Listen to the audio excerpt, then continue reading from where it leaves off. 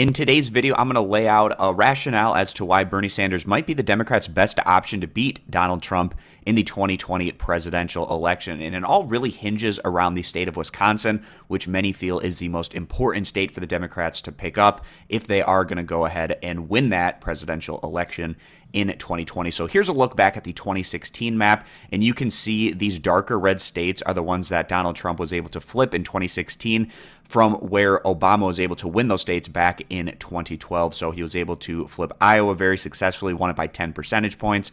Ohio, he won that by around 8 percentage points. Also flipping Florida, which is a very close election. Pretty much every presidential cycle, he was able to win it by a little over 1 percentage point. But the key states here were Wisconsin, Michigan, and Pennsylvania. All of those being decided by less than 1 percentage point. So Trump defeating Clinton in Wisconsin by 0.7 percentage points, or around 30,000 votes. Michigan was even closer than that, just 0.3 percentage points. And then also Pennsylvania was similar to Wisconsin, a 0.7% margin there. But based on what we've been seeing in elections, if we look back at the 2018 midterms, the Democrats did phenomenally well in those statewide elections in Wisconsin, Michigan, and Pennsylvania. They won very convincingly in the governor's race as well as the Senate race in statewide elections in Michigan and Pennsylvania. And in Wisconsin, the governor's race was very close, went right down to the end, but the Democrats were able to pull through in a very competitive matchup there with Tony Evers taking down the incumbent Scott Walker. But then they also won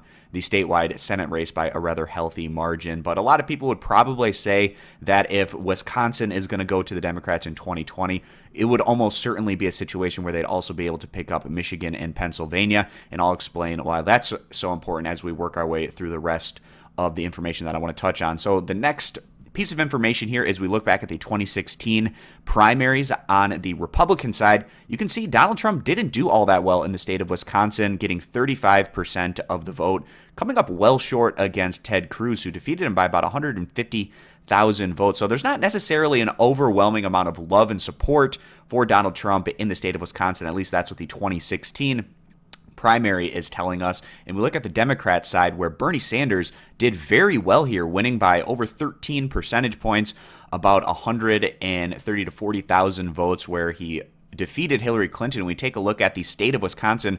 Bernie Sanders won every single county in the state of Wisconsin over Hillary Clinton, other than Milwaukee County. But even then, it was very close, within about 3 percentage points. So there's obviously a lot of support for Bernie Sanders within the state of Wisconsin. He got the most votes of any candidate that ran on either side, the Republican primary and the Democratic primary. So now we're going to go over here to the most recent poll. That's of the 2020 Democratic primary field. We've only gotten one poll out of Wisconsin thus far, but it's looking really good for Bernie Sanders. He's continuing to get quite a bit of support in the Emerson College poll that came out around a month ago.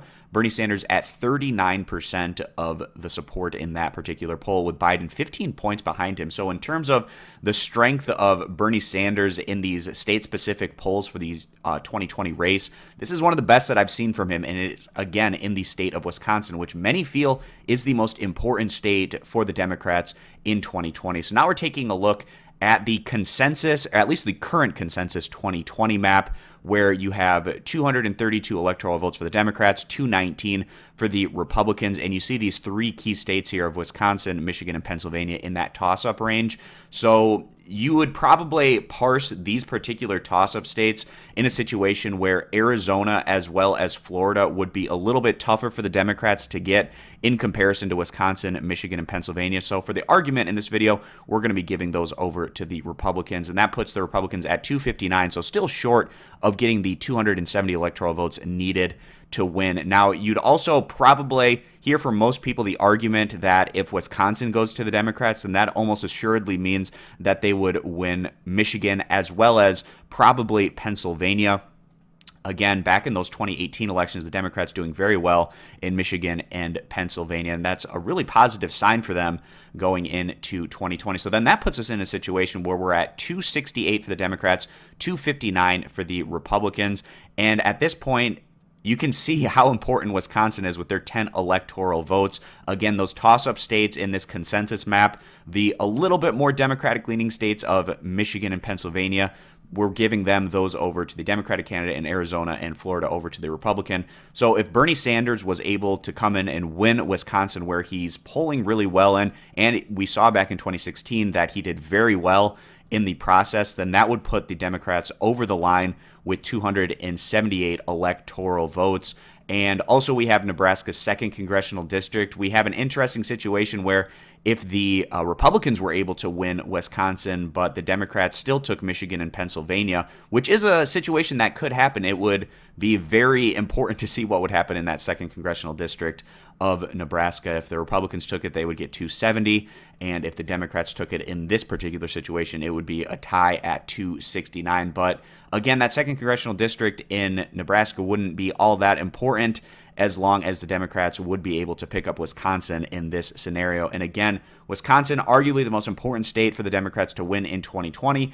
And by the polling that we've seen, just one poll out thus far, Bernie Sanders continuing to do very well. And we look back at 2016, it was one of his best primary states, getting more votes than anyone on either side. I think there's a pretty strong argument to be made that Bernie Sanders would be a top Democratic performer in the state of Wisconsin, which is vital to winning the presidency for the Democrats in 2020. So that's going to wrap up this video, guys. Thanks for stopping on in. Consider subscribing for more political analysis in the future, and I hope to see you back here for my next video.